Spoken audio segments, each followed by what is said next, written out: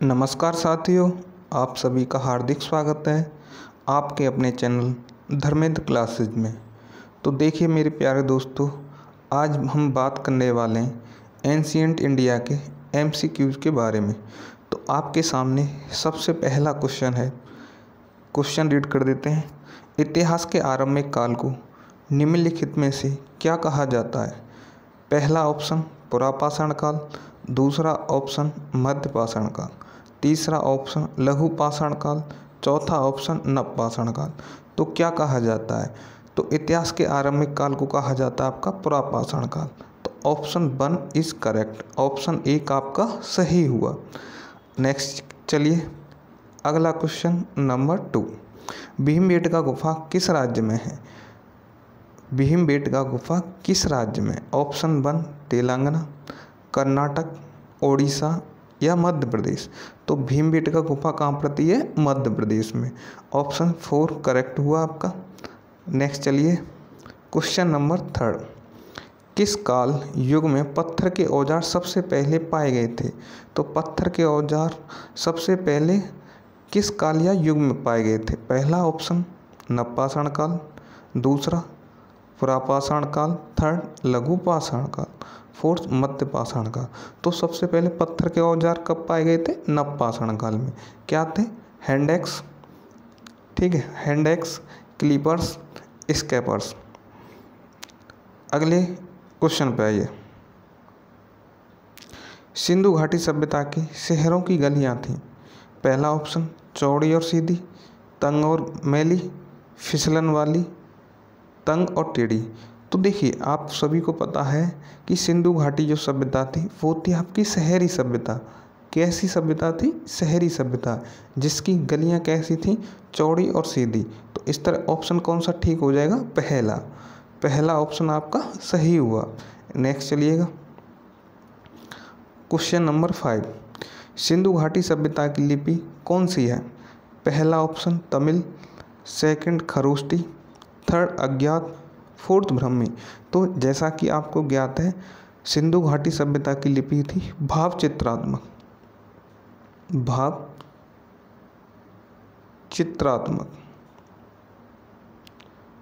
चित्रात्मक मतलब जिसमें कि अपने जो भाव से उनको चित्र बना कर डिनोट किया जाता था या रिप्रेजेंट किया जाता था, जिसको आज तक ना पढ़ा लिखा गया, कहने का मतलब ना पढ़ा गया ना लिखा गया है। तो इसमें कौन सी हो जाएगी? अज्ञात। इस तरह कौन सी हो जाएगी? अज्ञात। तो 5 में का थर्ड। नेक्स्ट चलिएगा 6वां। मोहनजोदड़ो का स्थानीय नाम था। पहला ऑप्शन रेगिस्तान का टीला, नदीमुख भूमि का टीला, मृतकों का टीला, जीवन का टीला। तो आप सभी को ज्ञात है, पता है कि मोहनजोदड़ो का स्थानीय नाम था मृतकों का टीला। इस तरह आपका ऑप्शन 3 करेक्ट हुआ। अगले क्वेश्चन पे आइएगा क्वेश्चन 7। मोहनजोदड़ो में सबसे बड़ा भवन कौन सा है? सबसे पहले विशाल स्नानागार, दूसरा धान्यागार, तीसरा स्तंभ हॉल और चौथा 2 मंजिला मकान। तो देखो कुछ लोग इस पर टिक करके आएंगे विशाल स्नानागार, परंतु विशाल स्नानागार वहाँ की एक प्रमुख इमारत थी जो कि प्रसिद्ध इमारत थी, कहने का मतलब। तो ये आपका सबसे बड़ा भवन नहीं था, सबसे बड़ा भवन था एक ग्रेनरी, धान्यागार। तो इस तरह आपका ऑप्शन कौन सा सही हो जाएगा? दूसरा। नेक्स्ट चलिएगा क्वेश्चन नंबर 8। विशाल स्नानागार कहाँ मिला है? हड़प्पा, लोथल, चन्हूदड़ो, मोहनजोदड़ो। तो कहाँ मिला है? मोहनजोदड़ो में। अगले क्वेश्चन पर आइएगा। अगला क्वेश्चन कहता है आपसे, देवी माता की पूजा संबंधित थी आर्य सभ्यता से, भूमध्य सागरीय सभ्यता से, सिंधु घाटी सभ्यता से या उत्तर वैदिक सभ्यता से? तो किससे थी? तो देखो आप सभी को पता है, ठीक है, किसकी? उर्वरकता की देवी की मूर्ति मिली थी किसमें? सिंधु घाटी सभ्यता में। कहाँ मिली? सिंधु घाटी सभ्यता में।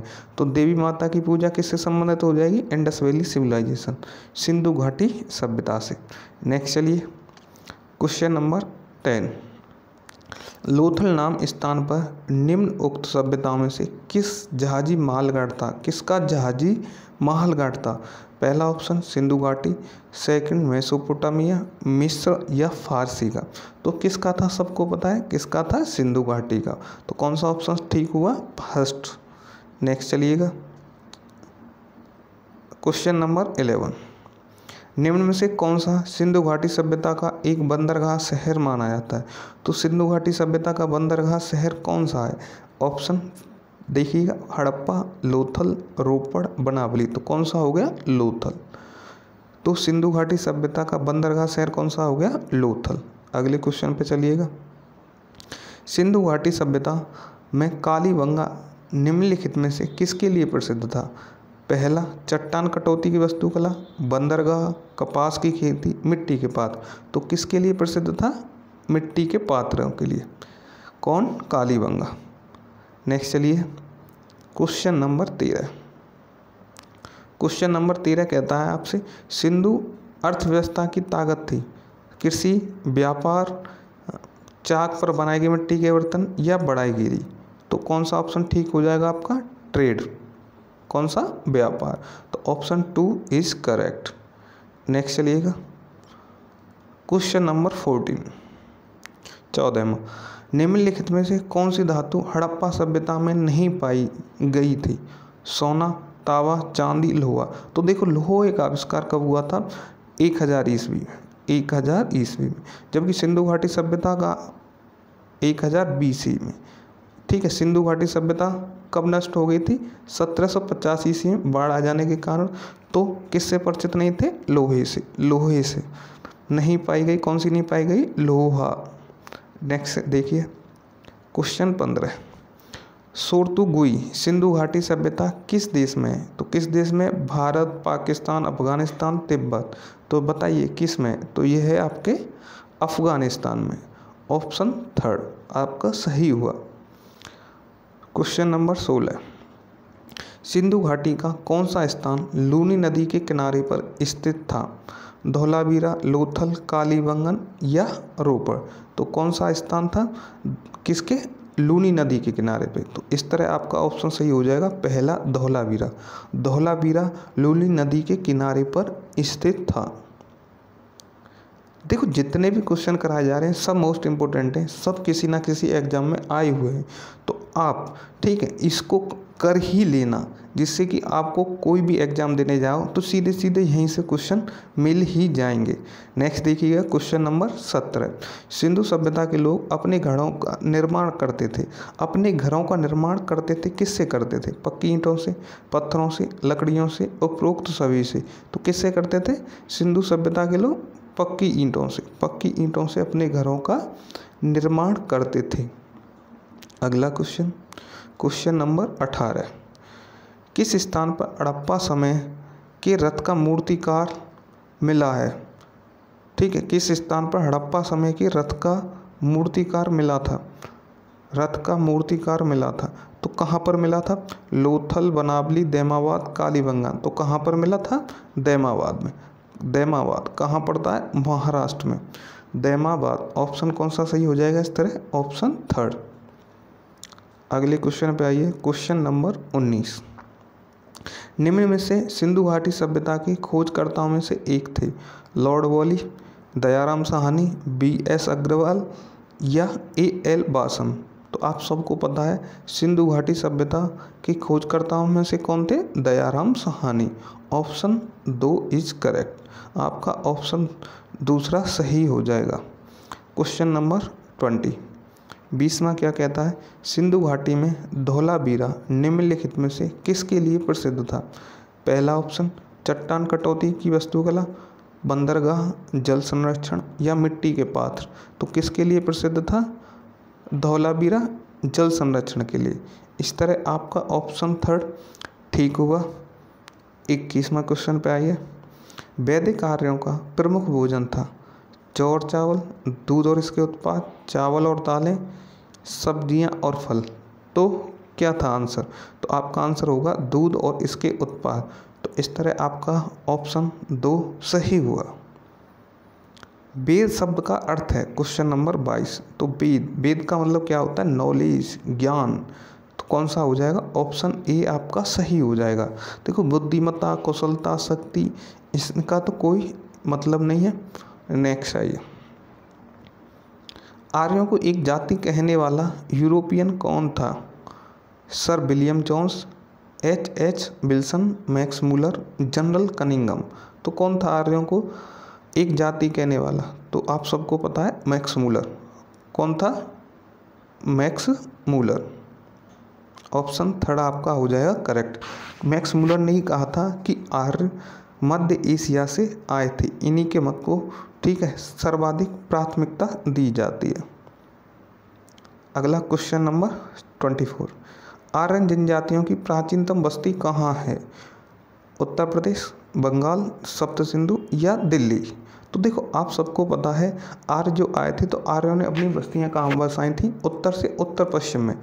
तो देखो दिल्ली हो नहीं सकता, सप्त सिंधु देखेंगे, बंगाल हो नहीं सकता, उत्तर प्रदेश हो नहीं सकता, तो बच्चा कौन सा? सप्त सिंधु। तो इस तरह आपका ऑप्शन कौन सा ठीक हो जाएगा? सप्त सिंधु थर्ड। नेक्स्ट आइए, भारतीय प्रतीक पर उत्तीर्ण सत्यमेव जयते लिया गया है। ये काफ़ी बार पूछा गया क्वेश्चन है, ठीक है नोट कर लेना। भारतीय प्रतीक पर उत्तीर्ण सत्यमेव जयते लिया गया है ऋग्वेद से, मत्स्य पुराण से, भगवत गीता से या मुंडकोपनिषद से? तो कहाँ से लिया गया? आप सबको पता है ये लिया गया मुंडकोपनिषद से। इस तरह आपका ऑप्शन 4 करेक्ट हुआ। क्वेश्चन नंबर 26, निम्नलिखित में से प्राचीनतम वेद है, मतलब सबसे प्राचीन वेद कौन सा है? यजुर्वेद, ऋग्वेद, सामवेद या अथर्ववेद? तो सबसे प्राचीन वेद कौन सा है? आप सबको पता है सबसे प्राचीन वेद है ऋग्वेद। इस तरह ऑप्शन 2 आपका सही हुआ।